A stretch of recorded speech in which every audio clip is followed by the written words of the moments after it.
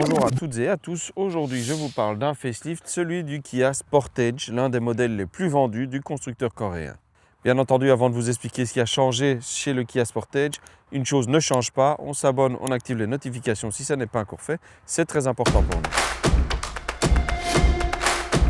Alors en quoi il évolue? Bien entendu, on reconnaît toujours le nouveau logo Kia ici.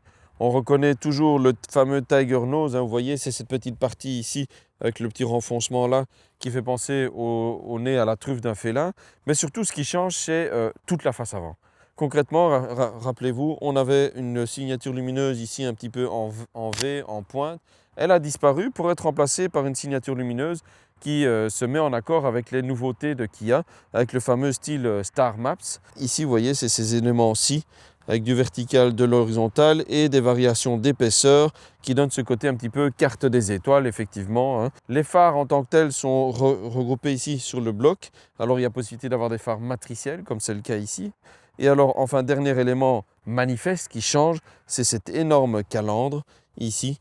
Alors, c'est pour beaucoup du fake. Elle donne un peu plus d'assise à la voiture, mais elle lui fait perdre peut-être un petit peu de personnalité. Ils se font davantage dans la gamme de Kia. Mais bon, c'est une volonté d'uniformiser un petit peu le style. Enfin, dernier élément, ici on précise, on a une finition GT Line, la plus haute. On a des accastillages ici qui évoluent pour un côté un peu plus sportif et contrasté en noir par rapport à la couleur carrosserie. C'est à peu près tout, mais concrètement, ça change beaucoup la personnalité de la voiture quand on la voit de l'avant. Mais à l'arrière, c'est à peu près la même chose. Au niveau des feux, c'est principalement le graphisme des feux ici, en tout cas sur les parties rouges, qui va changer. Là aussi, pour s'aligner sur le nouveau style Stars Map. Et enfin, la partie ici, qui évolue également. De nouveau, on a la finition GT Line, mais les évolutions sont également présentes sur les autres finitions, mais elles restent relativement mineures.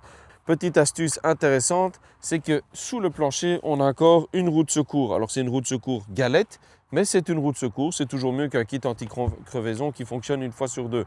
Ça reste donc un vrai SUV familial qui peut s'adapter aux besoins d'une famille complète et dynamique. Et alors en parlant d'aspects pratiques et familiaux, hop, on a la banquette rabattable en 3 éléments et avec un plancher parfaitement plat, ce qui est un avantage quand on doit charger des objets longs et lourds. Alors à l'arrière, ça reste une familiale tout à fait correcte. On n'a pas une habitabilité d'un modèle électrique, c'est certain, mais on a encore de la place. Ça, c'est réglé pour un conducteur qui est quand même plus grand que moi ici. Et moi, avec mon 1m78 m, vous voyez, j'ai la place qu'il faut. Je peux mettre mes pieds en dessous du fauteuil, donc ça, c'est facile.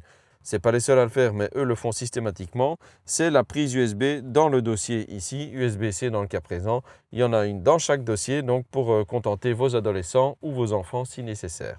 Alors à l'avant, il y a quand même pas mal de changements puisque d'abord, on retrouve un tableau de bord complètement redessiné.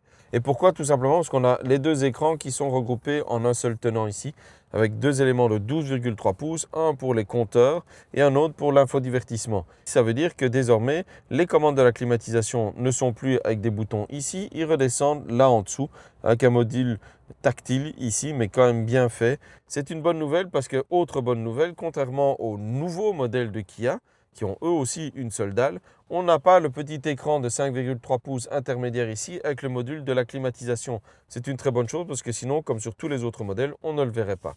Enfin, dernier changement radical par rapport à la version précédente, c'est le dessin du volant qui devient à 2 branches. On garde bien entendu les commandes physiques ici, qu'il s'agisse de boutons, de petites manettes ou de roulettes, ça c'est très bien aussi. Et enfin, la modularité de la console centrale qui elle n'évolue pas. Voilà un petit peu tout ce qu'il y a à savoir sur ce Kia Sportage remis à jour. On va parler un petit peu maintenant de comment ça roule.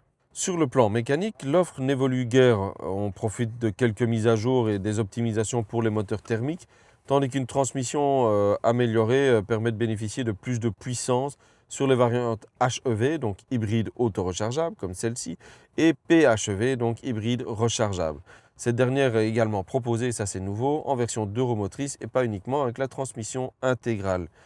Cela signifie quoi concrètement? Avec la version HEV comme on l'a ici, on dispose de 239 chevaux combinés et 280 Nm combinés, sachant que le moteur électrique à lui tout seul propose et fournit jusqu'à 65 chevaux et 250 Nm.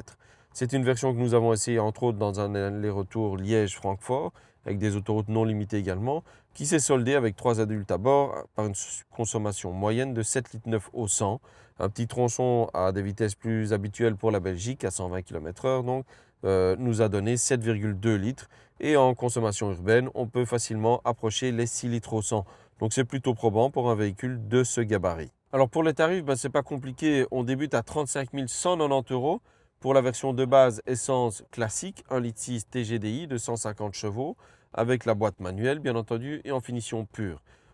Pour le 1,6 litre TGDI HEV, c'est-à-dire la version ici, hybride auto-rechargeable de 239 chevaux, on débute à 39 990 € en finition pure et 2 roues motrices. Et enfin pour la version PHEV, l'hybride rechargeable, là en version 2 roues motrices et finition Pulse, c'est la première disponible, on démarre à 47 990 €. Donc ça reste un budget costaud, mais tout à fait compétitif par rapport au reste du segment. Alors pour résumer, qu'est-ce qu'on doit retenir de ce Kia Sportage évolué, restylé?